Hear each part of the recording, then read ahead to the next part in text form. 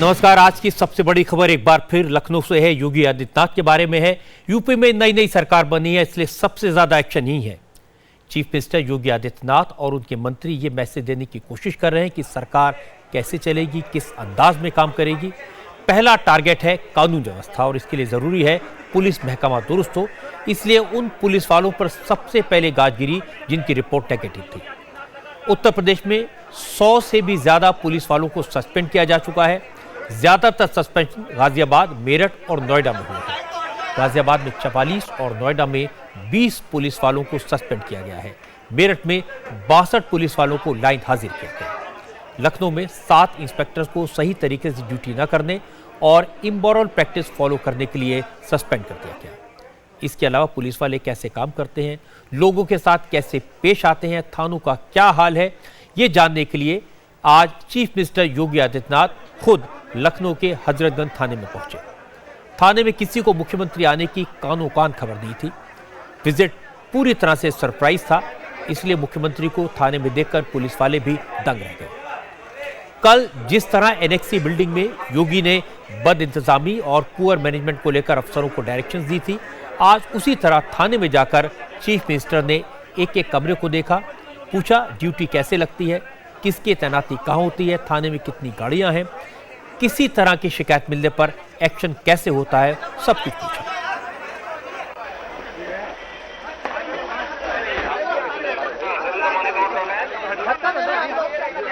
आगे आगे यूपी के सीएम, पीछे पीछे यूपी के सारे बड़े पुलिस अधिकारी। जो वक्त पर नहीं पहुंच पाए वो अपनी टोपी और वर्दी संभालते हुए थाने की तरफ दौड़ लगाते नजर आए। आज यूपी के सीएम योगी आदित्यनाथ किसी को बिना बताए लखनऊ के हजरतगंज पुलिस थाने पहुंच गए। थाने में अचानक मुख्यमंत्री को देखकर पुलिस वालों के पैरों तले जमीन खिसक गई। योगी ने कोतवाली का कोना कोना चेक किया। शिकायत रजिस्टर पर नजर डाली, लॉकअप रूम का भी मुआयना किया और जहां अव्यवस्था दिखी वहां पुलिस वालों की क्लास लगाई। इधर जो पानी की व्यवस्था है, पानी की जो व्यवस्था है, देखिए जो वादी जो फरियादी आते हैं उनको पीने की व्यवस्था ठीक ढंग से रहे। बड़ी बात यह थी कि सीएम थाने में पहले पहुंच गए और बाद में डीजीपी जावेद अहमद, लखनऊ के एसएसपी मंजिल सैनी, लखनऊ के आईजी ए सतीश गणेश और डीआईजी तमाम अफसर दौड़ते हुए उनके पीछे पीछे पहुंचे। थाने में सीएम की विजिट से अफसरों के हाथ पांव फूल गए। एसपी ईस्ट का ऑफिस जो आखिर में दिखाई दे रहा है वहां वो गए और वहां से अब वो निकल कर आए हैं और जो वहां पे पुलिस के लोग हैं उनसे वो बातचीत कर रहे हैं, कोतवाली के बारे में जानकारी ले रहे हैं। तो एक तरह से आप कह सकते हैं कि कोतवाली में एकदम से मुख्यमंत्री के पहुंचने से यहाँ पे एक तरह का हड़कंप मच गया और लोग सख्ते में आ गए, क्योंकि पहली बार हुआ होगा कि ये जो हजरतगंज कोतवाली है जब से यहाँ पे शिफ्ट हुई है कोई पहला मुख्यमंत्री यहाँ पर पहुंचा होगा। इसके बाद मुख्यमंत्री योगी आदित्यनाथ ने डीजीपी से डायल 100 गाड़ियों की डिटेल ली। जिले को 60, 70, 50 गाड़ियां हमने ले रखी हैं। उनकी व्यवस्था जो है वो जिले की जो पुलिस की व्यवस्था है उससे भिन्न और अलग है। ठीक है जी सर, नंबर 1 सर। नहीं, क्या ये पुलिस जो एसपी एसएसपी हैं उनके अंतर्गत नहीं? उनके अंतर्गत है। वो दिन में कहाँ काम करेंगी, किधर जाएंगी, ये तो वो तय करते हैं। हाँ। लेकिन उनको कहाँ भेजना है, कौन आता है, उसमें है वहाँ पे नियुक्त है, क्या करता वो, किसके अंतर्गत, किसके अंदर, कहाँ से वो आया है? उसको वो जिले से ही आया, जिले से फोर्स दे दिया गया। हाँ, जिले से फोर्स दिया गया है। जिले से फोर्स देकर के उनको ट्रेनिंग दी गई है। हाँ। ट्रेनिंग देकर के उन गाड़ियों में उनको बिठाया गया है। प्रभावी ढंग से काम कर रही हैं। लखनऊ में कितनी ऐसी है 100 नंबर की? 63 सर, उसके बाद 7 और बढ़ गई। 70। इसके बाद पुलिस वालों को जरूरी निर्देश देकर थाने से निकल गए। और जाते जाते चीफ मिनिस्टर ने कहा यह पहला सरप्राइज विजिट है, आखिरी नहीं। देखते जाइए, बहुत कुछ बदलेगा, बदलाव भी दिखाई देगा। लॉ एंड ऑर्डर पटरी पर आएगा, कानून का राज चलेगा। किसी को अच्छा लगे या बुरा लगे, सरकार वो कदम उठाने में हिचकेगी नहीं जिसमें जनता की भलाई हो। उत्तर प्रदेश के अंदर कानून का राज हो, इस संबंध में उत्तर प्रदेश के अंदर क्या प्रभावी कार्य हो सकते हैं, यही सब निरीक्षण करने के लिए आए हैं। ये पहला निरीक्षण और अंतिम नहीं है, एक शुरुआत है। आप देखेंगे हर स्तर पर एक सुधार दिखाई देगा और उत्तर प्रदेश के अंदर कानून का राज लागू होगा। उत्तर प्रदेश के अंदर जो भी आवश्यक होगा, उत्तर प्रदेश की जनता के हित में हम लोग वह कदम उठाने में हिचकेंगे नहीं। मुख्यमंत्री योगी आदित्यनाथ के जाने के बाद यूपी के पुलिस अफसरों ने बताया कि उन्हें चीफ मिनिस्टर ने क्या क्या इंस्ट्रक्शन दिए, आगे कैसे काम करना है। मुख्यमंत्री जी का यहाँ पे औचक निरीक्षण हुआ है और उसमें डीजीपी और बाकी जोन और रेंज और जिले के सारे वरिष्ठ अधिकारी यहाँ पे मौजूद थे। माननीय मुख्यमंत्री जी ने प्रत्येक कक्ष का निरीक्षण किया है और उन्होंने पुलिस की कार्यप्रणाली और खासकर जो थाने की कार्यप्रणाली है उसको बहुत बारीकी से उनके द्वारा निरीक्षण किया गया है और कई महत्वपूर्ण सुझाव भी उनके द्वारा हम लोगों को दिए गए हैं, जिनको हम लोग तामील करेंगे और आने वाले समय में जो इंफ्रास्ट्रक्चरल इम्प्रूवमेंट है उसमें तो गवर्नमेंट को काम करना है, लेकिन जो इमीडिएटली हम लोग रिलीफ दे सकते हैं पब्लिक को, उन बिंदुओं पर हम लोग कोशिश करेंगे कि शीघ्र अतिशीघ्र हम लोग उस पर कार्रवाई करें। कि पुलिस का जो डिलीवरी मैकेनिज्म है उसकी सबसे महत्वपूर्ण इकाई थाना है, क्योंकि पब्लिक के साथ जो इंटरफेस होता है जनता का वो थाने लेवल पे होता है। तो अगर हमारे थाने सुदृढ़ होंगे, थाना इफेक्टिव हो जाएंगे, थाने एफिशिएंट हो जाएंगे, तो जो ओवरऑल डिलीवरी होगी पूरे पुलिस सिस्टम की वो बहुत बेहतर होगी। तो शायद इसी ओवरऑल उद्देश्य के मद्देनजर माननीय मुख्यमंत्री जी के द्वारा आज थाने का भ्रमण किया गया है। उत्तर प्रदेश में लॉ एंड ऑर्डर बड़ा इशू है। चुनाव के दौरान इसकी बहुत चर्चा हुई। समाजवादी पार्टी की सरकार का रिकॉर्ड कानून व्यवस्था के मामले में काफी खराब दिखाई दिया था। पुलिस पर पूरी तरह नेताओं का दबदबा था। पीड़ितों की रिपोर्ट दर्ज नहीं होती थी। पुलिस बेगुनाहों को परेशान करती थी। लोग थाने के नाम से डरते थे। कोई कब किसे झूठे मुकदमे में कहां फंसा देगा इसका कोई ठिकाना नहीं था। इसलिए अगर थानों का हाल सुधर जाए, पुलिस वालों का व्यवहार सुधर जाए, यहां पर करप्शन कम हो जाए तो जनता को बहुत राहत मिलेगी। यूपी पुलिस में बहुत सारे काबिल अफसर हैं, बस जरूरत इस बात की कि उन्हें जाति और राजनीति के चश्मे से न देखा जाए। कानून के दायरे में काम करने की छूट मिले तो जरूर सुधार हो सकता है। अब आपको बताते हैं योगी आदित्यनाथ के स्वच्छता मिशन का क्या हाल है। शुरुआत लखनऊ सचिवालय के एनेक्सी बिल्डिंग से करते हैं, जहां कल योगी आदित्यनाथ ने दौरा किया था। आज यहां योगी की विजिट का असर साफ साफ दिखाई दिया। बिल्डिंग के अंदर नए सिरे से सफाई शुरू हुई। फर्श चमका हुआ था। पुरानी फाइल्स को डिस्ट्रॉय किया जा रहा था। हालांकि बरसों की गंदगी को साफ करने में वक्त लगेगा, इसलिए कुछ जगहों पर अब भी पान की पीक दिखाई दी। शीशे की तरह फर्श चमक गया। दीवारों पर कहीं पान की पीक के निशान नहीं। जाले भी साफ हो गए। पुरानी फाइलों को हटाने में जुट गए अफसर और कर्मचारी। आज सचिवालय की एनेक्सी बिल्डिंग की सूरत पूरी तरह बदल गई। चारों तरफ कर्मचारी साफ सफाई करते नजर आए। उत्तर प्रदेश की जो एनेक्सी है, जो कि मुख्यमंत्री का कार्यालय कहा जाता है, वहां पर योगी आदित्यनाथ आए थे और इन्हीं सब रास्तों से होकर के गुजरे थे मुख्यमंत्री योगी आदित्यनाथ, जिसके बाद यहां पर सफाई का जो काम है वो पूरी तरीके से बदल दिया गया है। अब यहां पर जो कॉरिडोर है, कम से कम वहां थोड़ी सफाई जरूर नजर आ रही है। कल हालांकि यहाँ बहुत ज़्यादा सफाई नजर नहीं आई थी, लेकिन सेक्शन में काम हो रहा है, जबरदस्त सफाई चल रही है। हमारे ऊपर जो अधिकारी हैं वो लोग भी दौरा कर रहे हैं, निर्देश दे रहे हैं। पूरे दिन सफाई चल रही है, ऐसा सबका कहना है। बिल्डिंग के सेकंड फ्लोर यानी स्टेट होम डिपार्टमेंट के सेक्शन में योगी ने टेबल पर फाइलों का अंबार देखा था। आज इन फाइलों को हटा दिया गया। जिन फाइलों का अब कोई इस्तेमाल नहीं था उन्हें कूड़े में डाला गया। ये वो कमरा है जहां पर गृह विभाग की जितनी भी फाइल्स होती हैं, इंपॉर्टेंट फाइल्स होती हैं, वो यहाँ पर मौजूद हैं। और यहाँ पर किस तरीके से जो वेस्ट फाइल्स हैं, यानी कि जो फाइल्स जिनका काम नहीं है, उनको अब यहाँ पर फाड़ा जा रहा है और निश्चित तौर पर उसको यहाँ से डिस्ट्रॉय कर दिया जाएगा, खत्म कर दिया जाएगा, क्योंकि शायद अब इन फाइल्स की अब जरूरत नहीं बची है। योगी आदित्यनाथ ने वाटर कूलर तक का मुआयना किया था, वो बंद थे। आज इन्हें ठीक करने का काम शुरू हुआ। इनमें गैस डाली गई। हालांकि कुछ जगह अब भी गंदगी दिखी। बाथरूम की दीवार साफ नहीं थी। टेलीफोन की वायर को कवर करने का काम भी बाकी है। योगी आदित्यनाथ की तारीफ करनी होगी। पहले दिन जिस अंदाज में उन्होंने एक्शन शुरू किया उसका असर दिखाई दिया। जरूरत इस बात की ये सब थोड़े दिन की बात ना हो, माहौल ऐसा बने जिसमें सरकारी कर्मचारियों को, अफसरों को साफ सफाई के लिए, ईमानदारी से काम करने के लिए कहना न पड़े। ये उनकी आदत में शुमार हो जाए। योगी आदित्यनाथ के स्वच्छता अभियान का असर आज उनकी कैबिनेट के मंत्रियों पर भी दिखाई दिया। Deputy chief minister Keshav Prasad Maurya ने अपने डिपार्टमेंट में कर्मचारियों और अफसरों को सफाई की शपथ दिलाई, तो लखनऊ में water resource minister Upendra Tiwari ने खुद ही झाड़ू उठा ली और अपने दफ्तर में सफाई शुरू कर दी। उपेंद्र तिवारी योगी सरकार में राज्य मंत्री हैं। बलिया की फेफना सीट से विधायक हैं। मंत्री महोदय ने अपने ऑफिस में खुद झाड़ू लगाकर सफाई का मैसेज दिया। उपेंद्र तिवारी ने कहा, जब वो खुद अनुशासन में रहेंगे, जब खुद सफाई करेंगे, दूसरों को नसीहत दे पाएंगे। लेकिन आज योगी सरकार के एक मंत्री को एम्बैरेसिंग सिचुएशन का भी सामना करना पड़ा। योगी आदित्यनाथ की सरकार में इकलौते मुस्लिम मिनिस्टर मोहसिन रजा को हज और वक्फ बोर्ड का मिनिस्टर बनाया गया है। रजा साहब अपने ऑफिस में पहुंचे, लेकिन दफ्तर पहुंचते ही नाराज हो गए। ऑफिस के बाहर आज भी आजम खां के नाम की नेम प्लेट लगी थी, क्योंकि यह डिपार्टमेंट पिछली सरकार में आजम खां के पास था।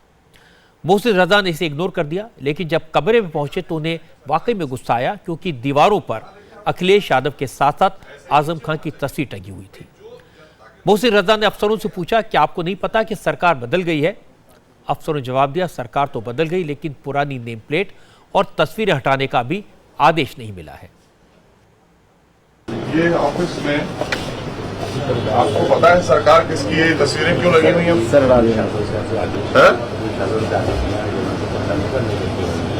हटाने का आदेश क्या आएगा? सरकार किसकी है? आप ये बताइए ना, सरकार किसकी है? ये तो आपको देखना है। नेम प्लेट तक नेम प्लेट अभी चेंज नहीं है भाई, वही लगी है। आप ऐसी व्यवस्था आपको करना चाहिए। ये क्या सब आप देखिए ना, ये क्या है? अपने दफ्तर आपके बड़े अच्छे हैं, अपने दफ्तर में आपकी पानी की व्यवस्था भी पूरी है। आम आदमी जो आम इधर उधर से आता है उसके लिए कोई व्यवस्था नहीं है। आपके लिए ये कमरा है, उनके लिए वो कमरा है, लेकिन ये व्यवस्था नीचे क्यों नहीं? मोहसिन रजा की नाराजगी वाजिब थी, लेकिन इससे यह पता चलता है कि सरकारी अफसर किस मानसिकता से काम करते हैं। 11 मार्च को इलेक्शन रिजल्ट आया, पूरी दुनिया ने देखा। संडे को यानी 19 मार्च को नई सरकार का गठन भी हो गया, विभागों का बंटवारा हो गया, नए मंत्री बन गए। ये सब पूरी दुनिया को पता है, लेकिन लखनऊ में मंत्री के दफ्तर में काम करने वाले कर्मचारी पुरानी नेम प्लेट और तस्वीरें हटाने के लिए सरकारी आदेश का इंतजार कर रहे हैं। बस इसी मानसिकता को बदलने की जरूरत है। ये मानसिकता ज्यादातर प्रॉब्लम्स की जड़ है। सबसे ज्यादा चर्चा है उत्तर प्रदेश में एंटी रोमियो स्क्वाड की। छेड़छाड़ के खिलाफ आज भी यूपी पुलिस एक्शन में दिखाई दी। कई शहरों में एंटी रोमियो स्क्वाड कॉलेजेस के बाहर, पार्क्स में, सड़कों पर गश्त करते हुए दिखाई दिए। कुछ नेताओं ने यूपी पुलिस की पहल को क्रिटिसाइज किया, लेकिन ज्यादातर लड़कियों ने पुलिस के एक्शन को सही ठहराया। यूपी पुलिस का एंटी रोमियो स्क्वाड जिस शहर से निकला, मंचलों की शामत आ गई। बाजार, गर्ल्स स्कूल, पार्क, हर जगह एंटी रोमियो स्क्वाड ने धावा बोला और जो भी बेवजह घूमता दिखा पकड़ लिया। पश्चिमी यूपी के शामली में एंटी रोमियो स्क्वाड ने गर्ल्स इंटर कॉलेज के बाहर कुछ लड़कों को पकड़ा और स्पॉट पर ही कान पकड़वाकर उठक बैठक करवा दी।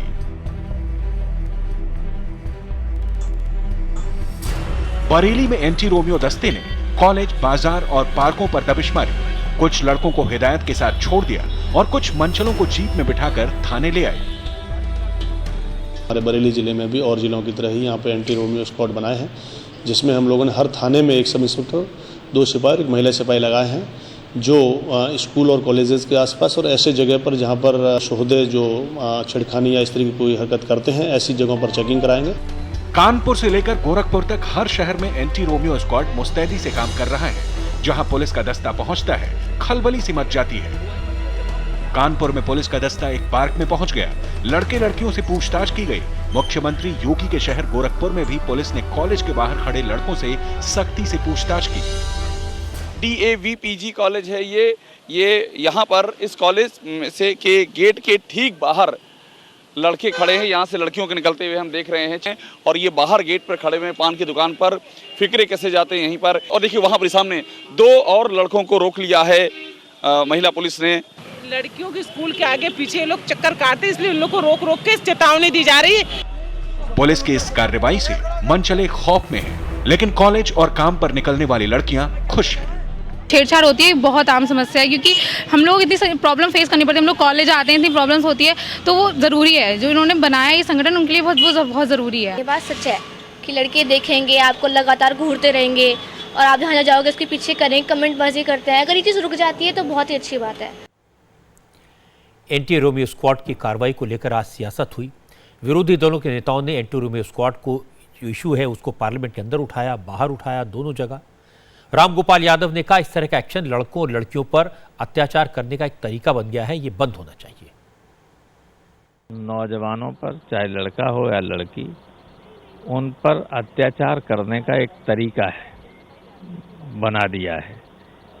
और इस आज़ाद हिंदुस्तान में और देश दुनिया कहाँ पहुँच गई है, उसमें लोगों को कुछ अभिव्यक्ति की आज़ादी है। अब तो ये है कि अगर लड़का किसी लड़की से बात कर रहा है और रोमियो इसको पकड़ ले जाएगा, तो ये अभिव्यक्ति की स्वतंत्रता का हनन है, भारतीय संविधान के अनुच्छेद 19 के खिलाफ है, इसको तुरंत रद्द करना चाहिए।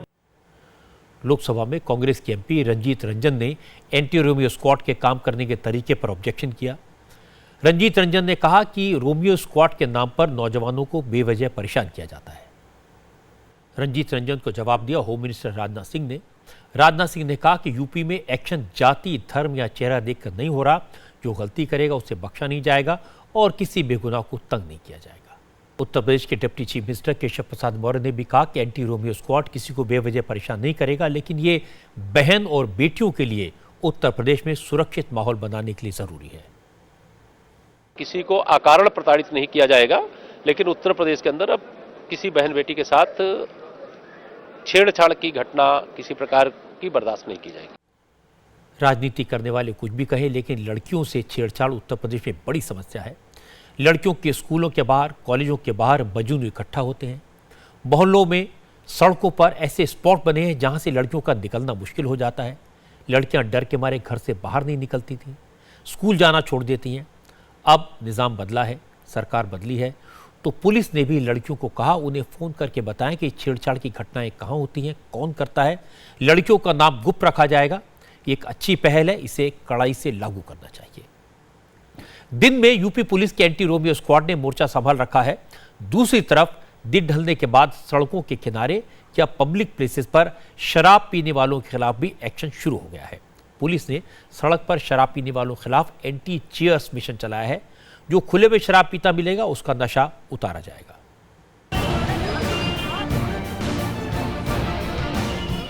किसी ने छोड़ने की गुहार लगाई तो मिले थप्पड़।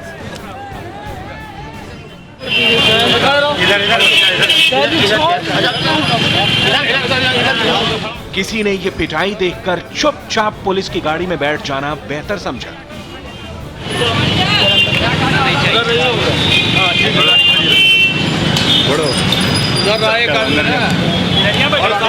कोई पुलिस की पकड़ में आने के बाद अपना चेहरा छिपाने लगा।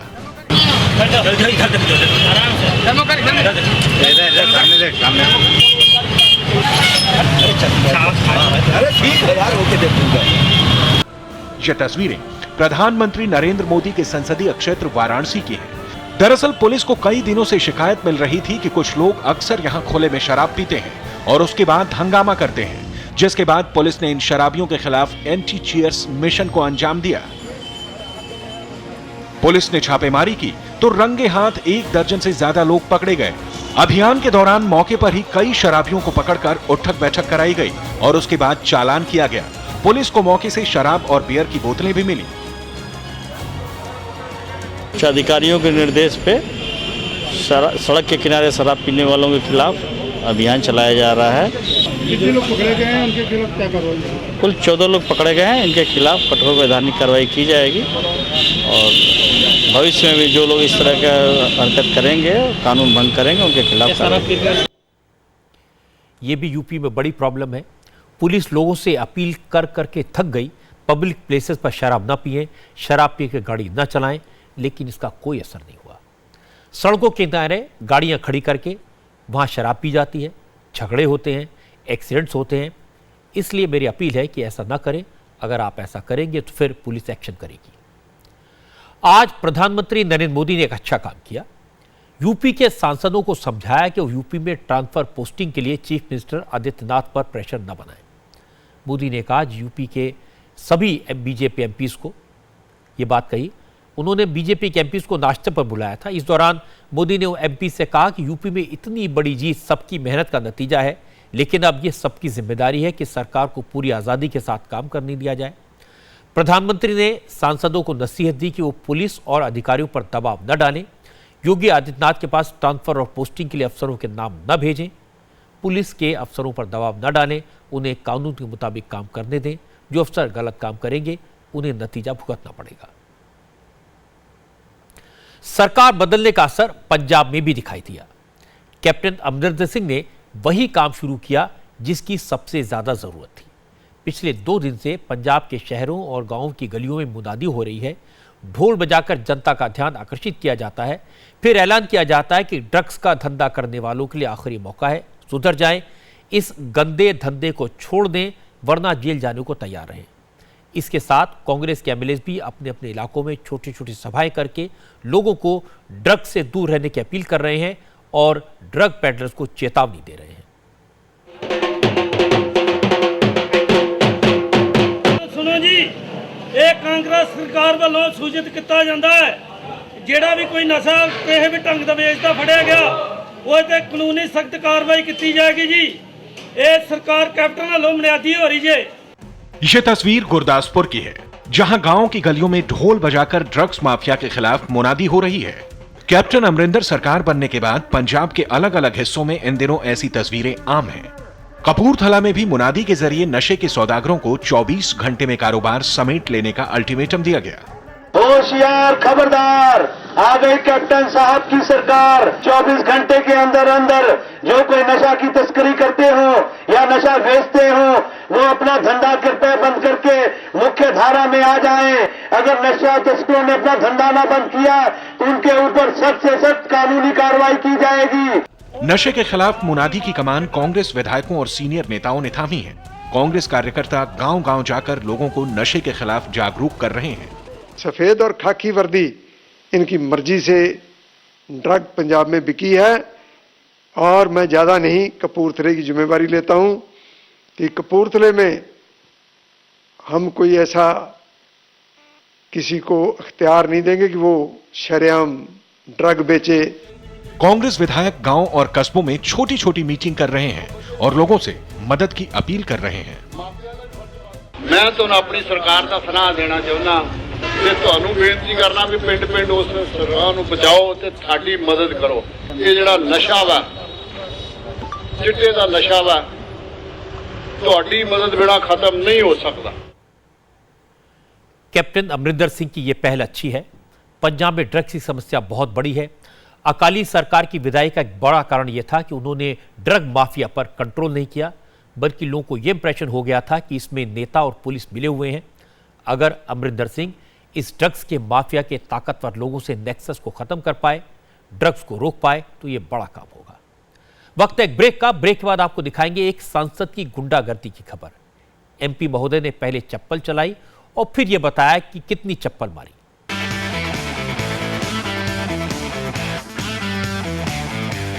Welcome back. अब आपको दिखाते हैं कि एमपी की गुंडागर्दी, पहले चोरी और फिर सीना चोरी। शिवसेना के एमपी रविंद्र गायकवाड़ ने आज एयर इंडिया के एक सीनियर अफसर को चप्पलों से पीटा। हालांकि इस अफसर ने अपनी शिकायत में कहा कि एमपी ने उन्हें थप्पड़ मारे, लेकिन सांसद महोदय खुद दावा कर रहे हैं कि उन्होंने एयर इंडिया के कर्मचारियों को थप्पड़ नहीं 25 चप्पल मारी। अब यह भी जान लीजिए कि ये एमपी महाशय इतने नाराज क्यों हो गए। रविंद्र गायकवाड़ महाराष्ट्र के उस्मानाबाद से शिवसेना के एमपी हैं। पुणे से दिल्ली आ रहे थे। टिकट बिजनेस क्लास का था, लेकिन जिस फ्लाइट में उन्होंने सीट मांगी उसमें बिजनेस क्लास था ही नहीं। एमपी महोदय को इकोनॉमी क्लास में सफर करना पड़ा। बहुत नाराज हो गए और अफसर को चप्पलों से पीट दिया। इसके बाद रविंद्र गायकवाड़ के खिलाफ 2 केस दर्ज हुए हैं, पहला मारपीट का और दूसरा फ्लाइट को डिले करवाने का। असल में रविंद्र गायकवाड़ ने सीट को लेकर झगड़ा पुणे से ही शुरू कर दिया था। जब फ्लाइट दिल्ली में लैंड हो गई तो उन्होंने प्लेन से उतरने से इनकार कर दिया। अफसरों ने समझाने की कोशिश की तो गायकवाड़ ने मारपीट कर दी। शर्म की बात तो यह है कि रविंद्र गायकवाड़ को अपनी हरकत पर कोई पछतावा नहीं है। उन्होंने कैमरे के सामने इस घटना का ऐसे बखान किया जैसे उन्होंने कोई जंग जीती हो। क्या कैसा मारा बोला उसने अपने से हाथापाई की। क्या मारा है जी? क्या बोला उसने? सैंडल से मारा है। उसने क्या बोला है अपने को? उसने कहा कि हाथ से मारा है। क्या हाथापाई किया? क्या बोला? हाथ से मारा है। मैंने सैंडल से 25 मारा है जी। मारा है ना? क्यों मारा सर? सांसद है आप तो। गालियाँ सुनना क्या तुम्हारा? मीडिया वाले का भी, वो एयर के कंपनी के लोगों का भी चुप सुनना। मैंने उनको समझाया, आप सीनियर है, ऑफिसर है, मैंने प्रॉब्लम दिया एयर होस्टेस के पास, वो पढ़ो। जी। और आपको सोल्यूशन होता है तो आप बात करो, नहीं तो जो सोल्यूशन देंगे उसको बुलाओ ना जी। हर एक को 4 लोगों को मैं जवाब वही पूछ रहा है, मैं बोला कंप्लेन उधर है देखो ना जी।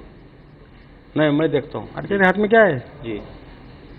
वो तो सीनियर थे बहुत, फ्रेंच कट वाले, उनको बोला साहब जी बहुत सीनियर है, बीपी मत बढ़ाइए, आप बैठिए। बैठ के बात किया, कौन MP, मोदी को बात कंप्लेन करूंगा मैं, मारा एक हाथ।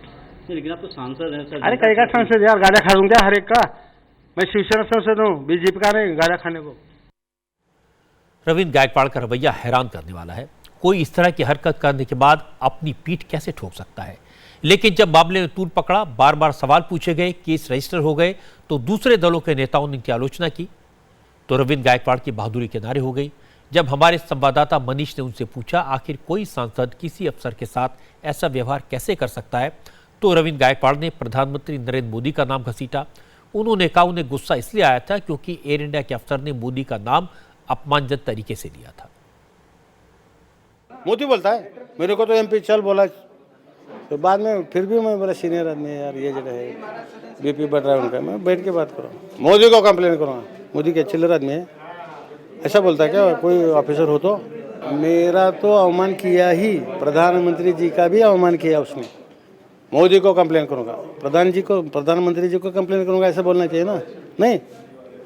और मैं शिवसेना सांसद हूँ, 10 बार पैर गिर के समझाना हमको बड़ा सब ने सिखाया है, और कोई ऐसा आवाज़ चढ़ा के ज़्यादा ही बात करा तो कान के नीचे निकालने का भी। और वो आदमी जब तक आके CMD आके मुझे माफ़ी नहीं मांगेगा तब तक मैं चुप नहीं बैठूंगा।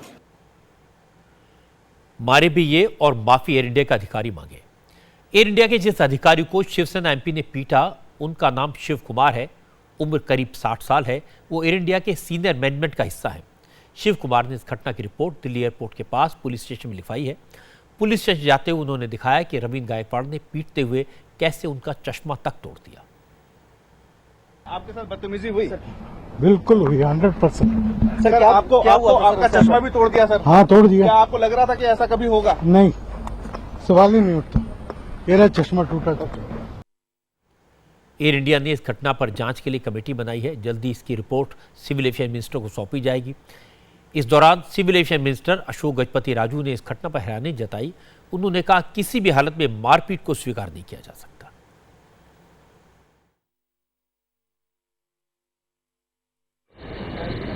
Now, any citizen itself hitting an airline staffer, it doesn't make any sense. No citizen will behave like this. A physical assault is not a thing which any democratic person of any political party will encourage. And any physical assault will always be condemned. लेकिन शिवसेना अपने MP की गलती मानने को तैयार नहीं है। शिवसेना के एक और MP हैं अरविंद सावंत। उन्होंने कहा मारपीट तो नहीं होनी चाहिए, लेकिन इस बात की जांच होना जरूरी है। ऐसा क्या हुआ जिससे MP हाथ उठाने पर मजबूर हो गए? पहले ही शुरू में कहता हूं कि मैं उसका समर्थन नहीं करता, लेकिन एक बात आपको ध्यान में रखनी है, कोई हादसा होता है तो उसके पीछे कोई घटना होती है। तो घटना क्या, उसकी जानकारी लेने की आप लोगों ने कोशिश करनी चाहिए थी। इसका मतलब समर्थन नहीं कर रहा हूँ। फिर दोबारा कहता हूँ, सिर्फ क्लास की बात नहीं, इकोनॉमिक क्लासेस हुई, उसके बाद में उनका कहना था कि मुझे बताया क्यों नहीं। वो यहाँ आने के बाद उन्होंने कहा कोई अफसर हो जो मुझे आके मिले और बताए कि क्या हुआ था, तो he was made to sit. उनको 1 घंटा हवाई जहाज में बिठा के रखा। अब 1 घंटा एक इंसान, वो भी MP है, बैठा है किसी के इंतजार में, और आप कोई नहीं आ रहे, और आने के बाद आप कहते तो तू क्या है, MP हो तो क्या हो गया, तू मोदी है क्या, ये क्या है? तो आदमी इंसान है भाई, to error is a human. Air India के मैनेजिंग डायरेक्टर अश्विनी लोहानी की तारीफ की जानी चाहिए कि वो अपने अफसर के साथ खड़े हुए, और उन्होंने एयर इंडिया के हर कर्मचारी से कहा कि अगर कोई भी पैसेंजर किसी कर्मचारी के साथ मिसबिहेव करे तो सीधे उनके दफ्तर में फोन करें।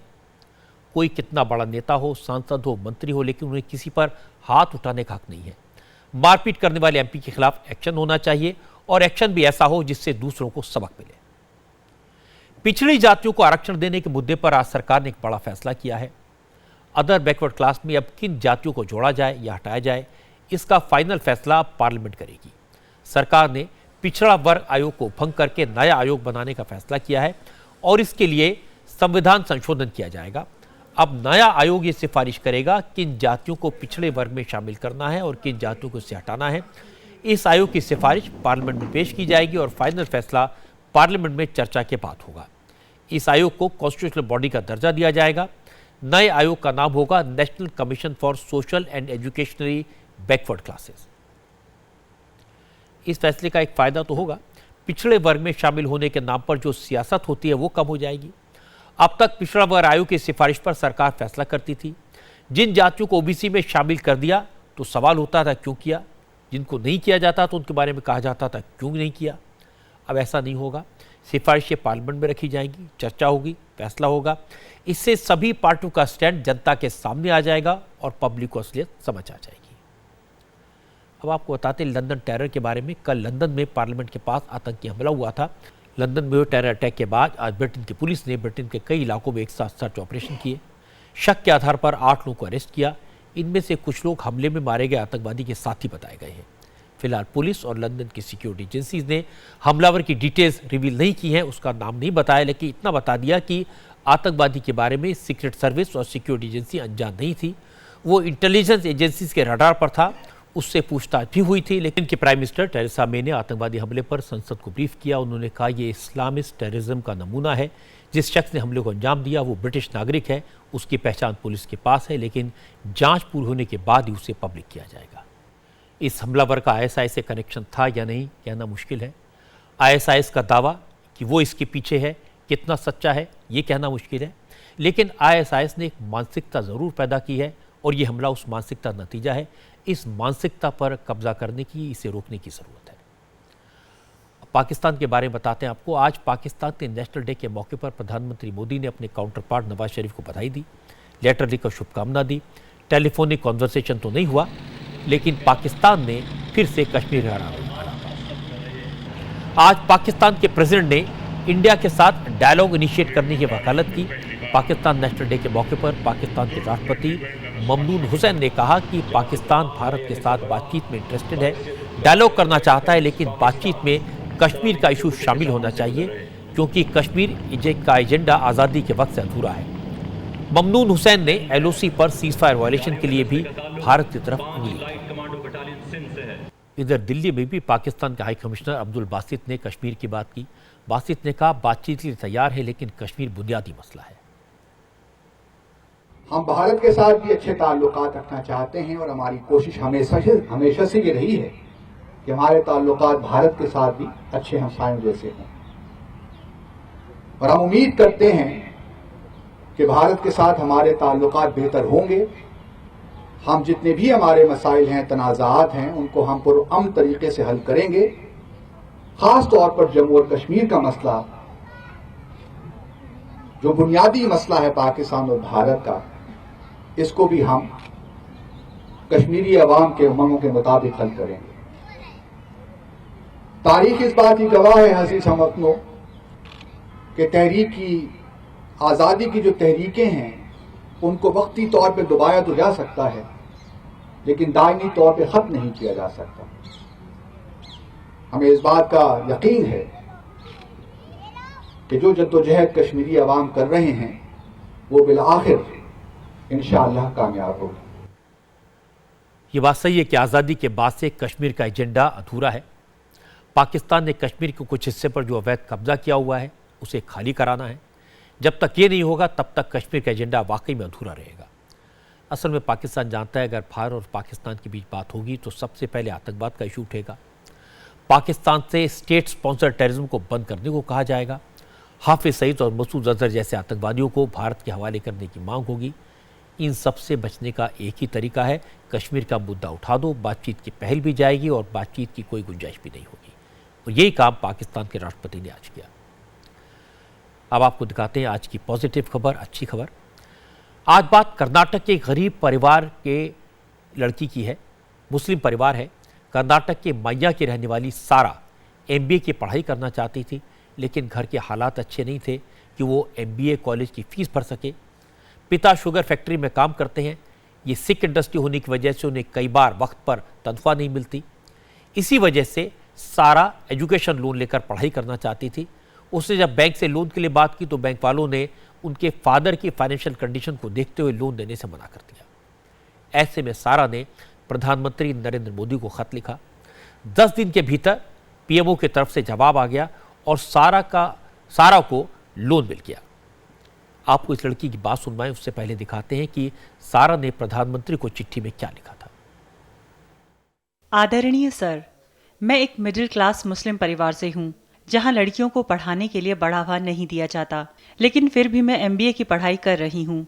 मुझे एजुकेशन लोन की ज़रूरत है क्योंकि 1 लाख रुपए कॉलेज की फीस में खर्च होगा और 30,000 रुपये लैपटॉप खरीदने में। इसलिए मुझे हर साल 1.5 लाख रुपए की ज़रूरत है। इतना पैसा मेरा परिवार नहीं जुटा सकता, इसलिए मैंने एजुकेशन लोन के लिए अप्लाई किया था, लेकिन बैंक ने हमारे परिवार की हालत को देखते हुए लोन देने से इनकार कर दिया। ऐसे में क्या मैं पैसों की तंगी की वजह से अपनी पढ़ाई छोड़ दूं? सर, मैं अपनी पढ़ाई पूरी करना चाहती हूं और आपसे मदद की उम्मीद करती हूं। मोदी जी, आपने बेटी पढ़ाओ बेटी बचाओ स्कीम शुरू की है, जिस पर करोड़ों रुपए खर्च किए जा रहे हैं, लेकिन मेरे केस में बिना पैसों की मदद मिले बेटी पढ़ाओ मुमकिन नहीं है। इसलिए मैं गुजारिश करती हूं कि आप कृपया मुझे एजुकेशन लोन दिलाने में मेरी मदद करें। सारा की चिट्ठी पर प्रधानमंत्री कार्यालय ने तुरंत एक्शन लिया। कर्नाटक के चीफ सेक्रेटरी को लड़की की मदद के लिए डायरेक्शन दिया। सारा ने बताया उसे उम्मीद तो थी कि प्रधानमंत्री रिस्पॉन्स आएगा, लेकिन इतना जल्दी आएगा ये उसने नहीं सोचा था। उम्मीद तो थी क्योंकि हम न्यूज में सब देखते हैं तो प्रधानमंत्री सबके लिए रिस्पांस करते हैं, तो एक वैलिड रीजन था हमारे पास, वो जरूर रिस्पांस करेंगे, लेकिन इतनी जल्दी करेंगे पता नहीं था। विद इन 10 डेज उन्होंने रिप्लाई किया। फिर क्या हुआ? फिर वो लेटर आया तो हम सेंट्रल बैंक के पास गए, उन्होंने फिर भी मना कर दिया वो प्राइम मिनिस्टर का लेटर देख के। फिर विजया बैंक वालों ने खुद बुला के हमको लोन करवा के दिया। 6 डेज में लोन सैंक्शन हुआ, उसके बाद फीस वगैरह सब कुछ क्लियर किया। बहुत खुशी होती है क्योंकि जो एजुकेशन लोन सिर्फ फाइनेंशियल क्राइसिस के लिए जो ड्रॉप होने वाला था वो कंटिन्यू हुआ। एजुकेशन लोन मोदी सर से मिला है, रिप्लाई वहां से आया है, तो उनका सपोर्ट है, खुशी हुई। अब फिर से कॉलेज में जा रही हूँ। सारा ने बताया उसके पिता ने किसी तरह 50,000 रुपए जुटा लिए थे, जिससे फीस की पहली इंस्टॉलमेंट जमा हो गई, लेकिन बाकी का इंतजाम नहीं हो पा रहा था। सारा ने यह कहा कि बैंक को उसके मार्क्स देखकर एजुकेशन लोन देना चाहिए था, लेकिन बैंक के अधिकारी उसके पिता की फाइनेंशियल कंडीशन देख रहे थे। एजुकेशन में MBA ज्वाइन हुई थी, तो MBA सबको पता है वो बहुत एक्सपेंसिव कोर्स है, तो हमारे मंडिया में 1 लाख रुपए पर एनम फीस है। तो लोन के लिए अप्लाई किया था, लेकिन उन लोगों ने मना कर दिया क्योंकि हमारे फादर की फैक्ट्री सिक इंडस्ट्री है, तो आप कैसे रीपे करोगे वगैरह। लेकिन वो तो कंसिडर ही नहीं होता क्योंकि उनको मेरे मार्क्स कार्ड्स पे देख कर देना था, उस वजह से उन्होंने मना कर दिया। लेकिन यहाँ पे हमने 50,000 दूसरों के पास बोरो करके 50,000 एडमिशन कर दिया था। अभी 50,000 फिर से बनना था, तो ये प्रॉब्लम थी। सारा के पिता ने बताया कि प्रधानमंत्री की चिट्ठी आने से पहले कैसे बैंक वालों ने एजुकेशन लोन के लिए चक्कर लगवाए। 4 महीने तक सारा और उनके पिता को बैंक वाले डॉक्यूमेंट्स के लिए दौड़ाते रहे और आखिर में उनकी कम आमदनी का हवाला देकर लोन देने से इनकार कर दिया था। सेंट्रल बैंक ऑफ इंडिया के मंडिया ब्रांच में उधर गए तो डॉक्यूमेंट सब देखा, ठीक है, अच्छा है। एक 8 दिन के बाद 8 दिन के बाद गए तो पैन कार्ड भी बना के गया। बस ये इधर ये पूछता ये डॉक्यूमेंट पूछता पूरा सनद किया हमें। 4 महीने के बाद नहीं, आपकी सिक इंडस्ट्री है, आप खर्चा कैसा उतारते हैं, देने को नहीं होता बोला। लोगों को मदद करने के लिए सरकारें योजनाएं बनाती हैं राज्यों में, केंद्र में, लेकिन ऐसा पहली बार लग रहा है कि प्रधानमंत्री का दफ्तर गरीब लोगों की फरियाद सुन रहा है और उस पर एक्शन कर रहा है। कुछ दिन पहले असम से एक बच्चे के इलाज में मदद के लिए मोदी को ट्वीट किया। मोदी यूपी में इलेक्शन रैली कर रहे थे, लेकिन ट्वीट देखकर पीएमओ को निर्देश दिया, बच्चे का इलाज हुआ। वाराणसी में एक बच्ची ने पढ़ाई के लिए मदद मांगी, मिल गई। अब सारा ने पढ़ने के लिए एजुकेशन लोन दिलाने मदद मांगी, वो भी मिल गया। ऐसे मामले गिने चुने होंगे, लेकिन इसका मैसेज बड़ा होता है। लोगों को लगता है कि वाकई में सरकार उनके द्वार पर है। मुश्किल वक्त में प्रधानमंत्री खुद उनकी मदद के लिए आगे आए, उनकी बात सुनी जाए, ये बड़ी बात है। वक्त है ब्रेक का। ब्रेक के बाद आपको बताएंगे क्या नवजोत सिद्धू कपिल शर्मा के शो में जज बने रहेंगे या शो छोड़ना पड़ेगा। Welcome back. पंजाब के कैबिनेट मंत्री नवजोत सिंह सिद्धू कपिल शर्मा का टीवी शो कर सकते हैं। आज पंजाब के एडवोकेट जनरल अतुल नंदा ने सिद्धू के टीवी शो पर अपनी कानूनी राय दी। एडवोकेट जनरल के मुताबिक सिद्धू के टीवी शो करने पर कॉन्फ्लिक्ट ऑफ इंटरेस्ट का कोई मामला नहीं बनता। इसका मतलब यह है कि नवजोत सिंह सिद्धू मंत्री रहते हुए टीवी शो कर सकते हैं। असल में chief minister captain Amarinder Singh ने पंजाब के एडवोकेट जनरल अतुल नंदा से इस बारे में ओपिनियन मांगा था। वैसे चीफ मिनिस्टर अमरिंदर सिंह ने कल कहा था अगर कोई कॉन्फ्लिक्ट ऑफ इंटरेस्ट का मामला होगा तो सिद्धू को कल्चर मिनिस्ट्री जगह कोई दूसरी मिनिस्ट्री दी जा सकती है। आज की बात में इतना ही। अब आप देखिए नॉन स्टॉप सुपरफास्ट इस ब्रेक के बाद।